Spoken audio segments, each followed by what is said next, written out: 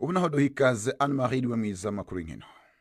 Abakunzi b'imikino kuri BBC gahuza miryango ndabasuhuje. Reka makuru yacu tuyahere mu mikino ya Champions League ku mugabane w'Uburayi. Igitego cyo ku munota wa nyuma cya Kai Havertz gihaye Arsenal intsinzi n'icyizere nubwo atari cyinshi cyo gukomeza muri kimwe cya kabiri kirangiza mu gikombe cya Champions League. Ikipe ya Arsenal yarayishoboye gutsinda Sporting Lisbon kimwe ku busa. Ikipe ya Lisbon ikaba yatakaje agahigo ko gutsindira mu rugo imikino ya yose muri rushanwa uyu mwaka.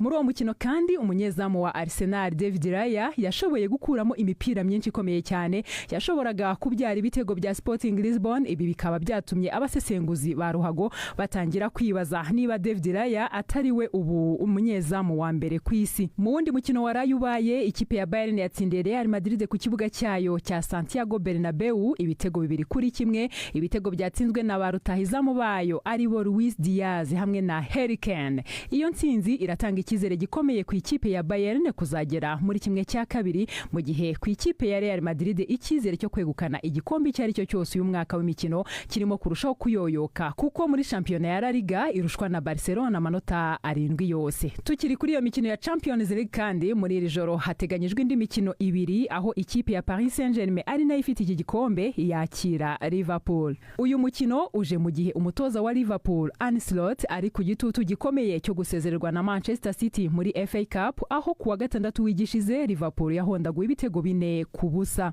Nyuma y'uko gutsindwa itangazamakuru mu Bwongereza riravuga ko ahazaza ha Slot hashobora kugengwa nibiva mu mukino wa Paris Saint-Germain. Hakaba nandi makuru avuga ko inama y'ubuyobozi ya Liverpool yaba yaramaze gufata umwanzuro ku hazaza he. Mu wundi mukino ikipe ya Barcelona irahura na Atletico Madrid. Uyu ni umukino wa kane amakipe yombi agiye guhura mu gihe gito cyane nyuma yo guhura kabiri mu gikombe cya Copa del Rey aho Atletico yasezereye Barcelona, ndetse no mu gihe kuwa gatandatu muri shampiyona Barcelona yatsinze Atletico 2-1.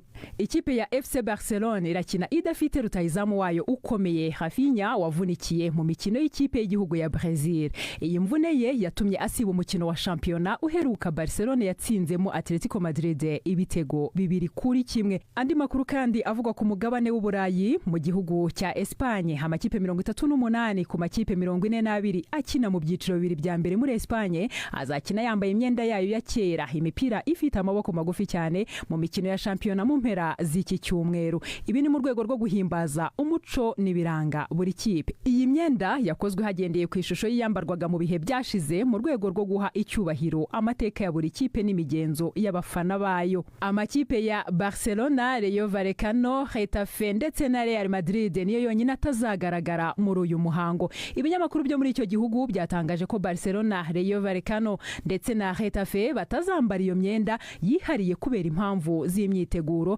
ariko ko bagikomeje gushyigikira icyo gikorwa. Ku rundi ruhande ariko ikipe ya Real Madrid yo ntabwo izagaragara muri iki gikorwa na gato. Abasifuzi nabo bazambara imyenda yihariye mu gihe amashusho n'inyandiko bizakoreshwa mu kugaragaza imikino kuri televiziyo bizaba bifite ishusho yo mu myaka ya kera. Muri iyi mikino yo mu mpera z'icyumweru kandi hazakoreshwa n'umupira wo gukina ufite ishusho ya kera.